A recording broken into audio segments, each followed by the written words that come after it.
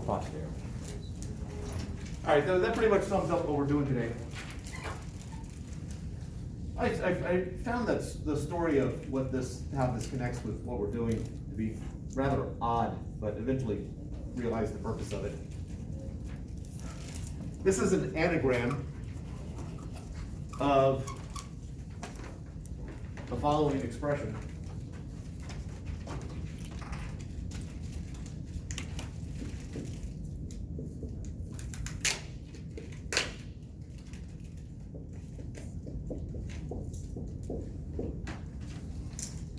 That Robert Hooke was still doing some research, and he wanted to have some claim that he started doing this, but if someone else came along after he had started it, he wanted to say, hey, wait a second, I did it first. And so he basically took this Latin expression here, which means, the translation I read was, as the extension, so the force. And then he did it, it's a Scramble. It's a quick and dirty copyright.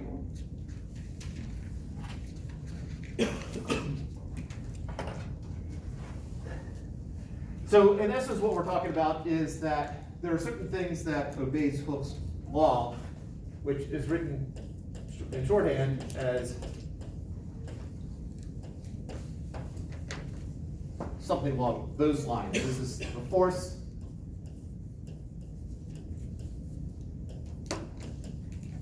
exerted by, I'm going to put spring in quotation marks. It doesn't have to be a spring. It could be a rubber band.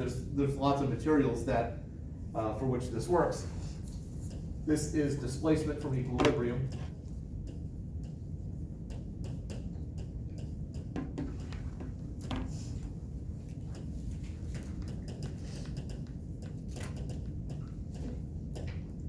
And K right here is the spring constant, or the spring constant.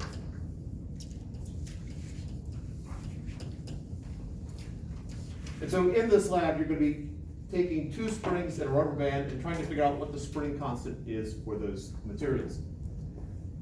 It's a stiffness constant.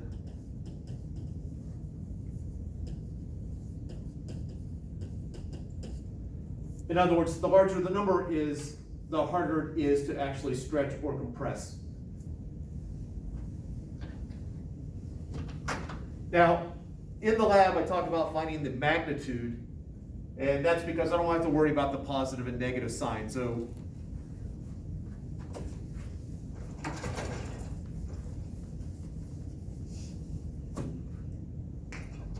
you'll have a meter stick set up, and it really doesn't matter whether you have 10 at the bottom or 10 at the top.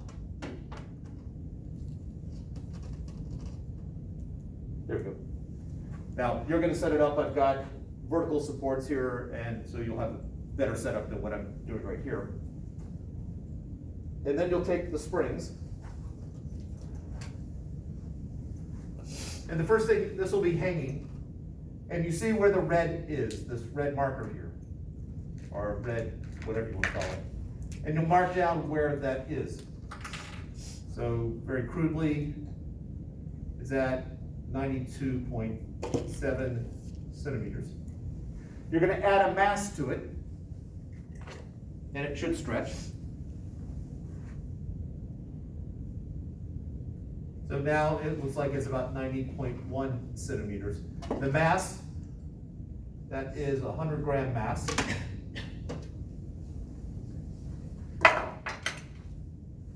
So I have a spring here, which is hanging at 92.7 centimeters. I add the mass to it, and it stretches. This is 100 grams. And now it is at 90.1 centimeters. So first off, what is the magnitude of the displacement? Or how would you find it?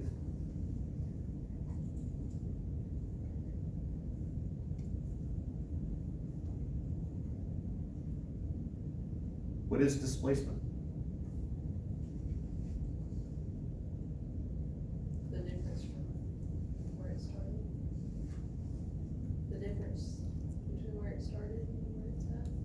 Okay, in this particular case, you can get away with that, so what would that be? 2.6 centimeters. There we go, all right. So in this case, my displacement, the magnitude of my displacement is 2.6 centimeters. I don't care whether it's positive or negative, whichever way you want to make positive or negative is fine. But all I care about is the magnitude, so the plus and minus goes away.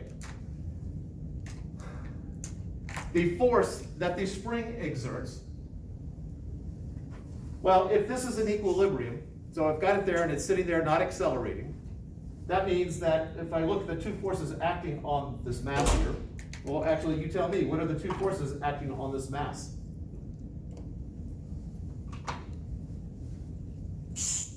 Gravity. What's the name of the force?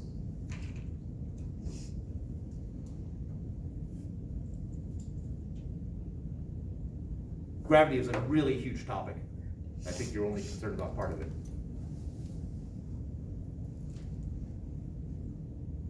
It looked like Anna told you something. Gravitational force. Okay, I'll buy that. Or weight also works. All right, so I got this weight acting down, and what's the other force acting on it?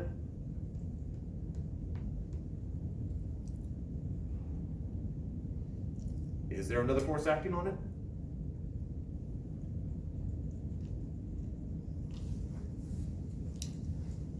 I don't think so. So if the only force acting on the mass is its weight, what would it do?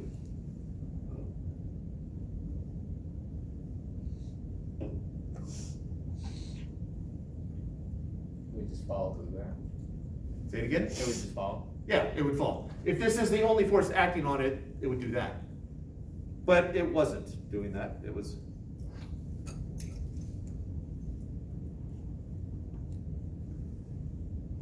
So what is the other force acting on it?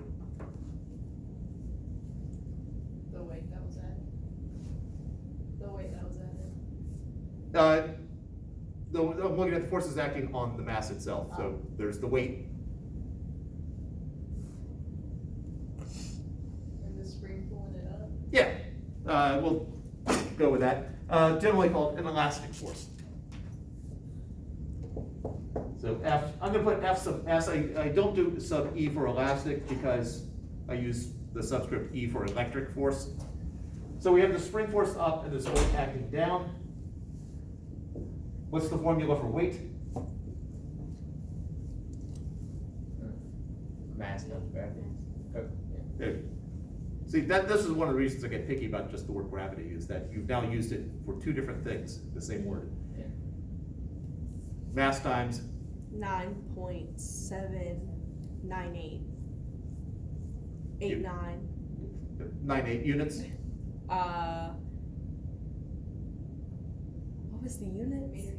Meters squared. Meters per second squared. All right, so 9.798 meters per second squared here, acceleration due to gravity.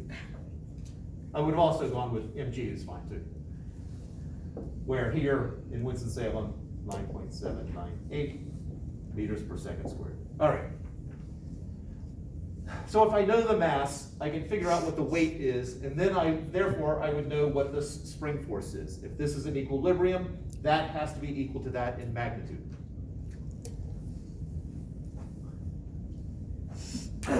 Now, assuming that what I did up here was perfect,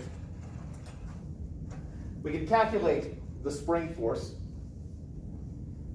by, well, my weight was 100 grams. I'm going to assume that that was correct for right now, so 0.1 kilograms times 9.798 meters per second squared, which is 0.9798 newtons. That is the weight, therefore that should be equal to the spring force since that mass was in equilibrium. That spring force is equal to negative K delta X. Now the negative here is that when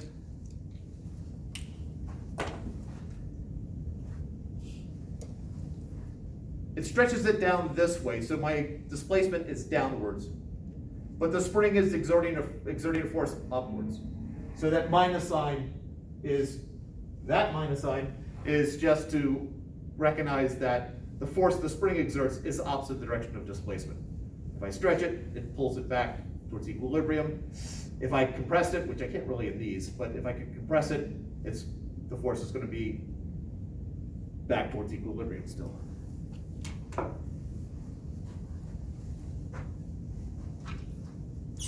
So I have 0.9798. I'm ignoring the negative sign, is equal to K times my displacement of 2.6.026 meters. That was newtons. And so the spring constant, very crudely, 0.9798 newtons over 0.026 meters. And so there's the math problem right there. Pull out the handy dandy calculator, figure that out, and you'd be left with something newtons per meter. So whatever number that is, let's just, about 40. We'll just pretend. Which says that it would take 40 newtons to stretch it 1 meter. It'll take 80 newtons to stretch it 2 meters. 120 newtons to stretch it 3 meters, and so on. Now there is a limit, questions at this point?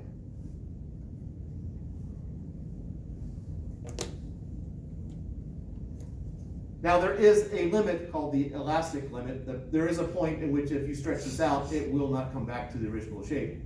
If any of you have had a slinky, I'm sure you've experienced this. I think the only slinkies that don't have deformation in it are brand new ones.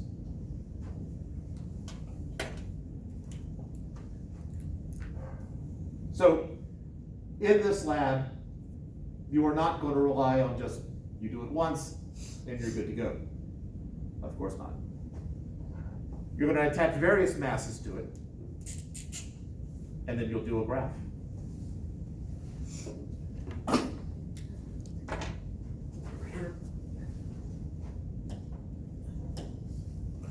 Because you are manipulating the weight that's being applied, the mass which connects to the weight, that is the independent variable.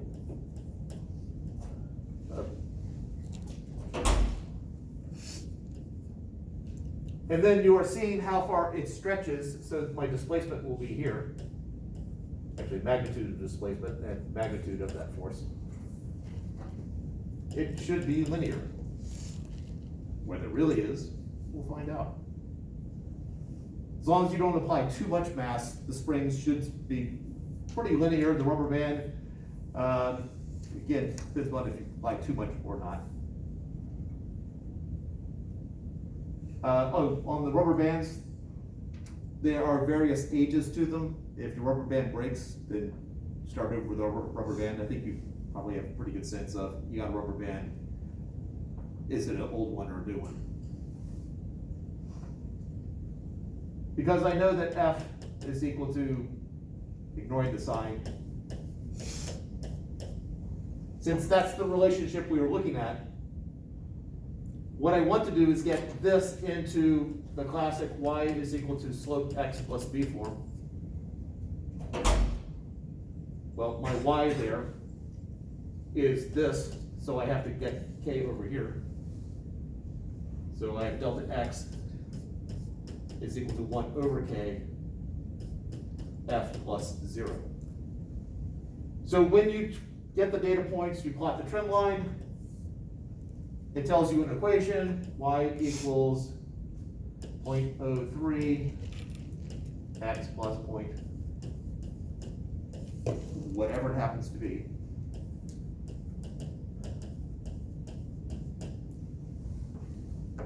If you are looking for the slope, well, look at this equation right here. What is the slope? 0.03. Yeah, what's your degree? Yeah. There are a large number of people who, when asked for the slope, will give me the entire equation or give me the 0.03x or something like that. The slope is just that number. That is the slope. Now we can go one step further. if that is in meters and that is in newtons, the slope is 0.03 what?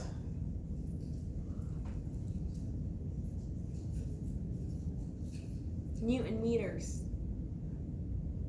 That's my guess. Meters. Not- Sorry? Meters. Joules? Yeah. Oh. There are newtons and meters in it, I will give you that. What did I say? Meter newtons or Newton meters? I think meter newtons and newton meters are the same thing. Then okay, it has newtons and meters. I think there's pretty much only 3 combinations. 4 if you want to count meter newtons and newton meters as different things. What other combination has meter newtons besides meter newtons, newtons, meters? I guess. Someone guess. My guess is wrong, I got nothing. My guess was the same, so I can say. Alright, so, alright. How do you find slope? Rise over run. Okay, rise over what? Oh, newtons over meters or meters over newtons? Which is the rise? Meters. Yeah, Meters over newtons. meters over newtons. The rise over the run. Oh, cool. Okay. Yes. And That does make sense. the spring constant would be the reciprocal of that, 1 over the slope. And whatever, I guess that's 33.3 newtons per meter.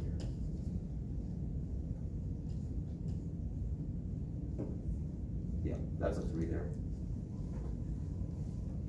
Questions to hear?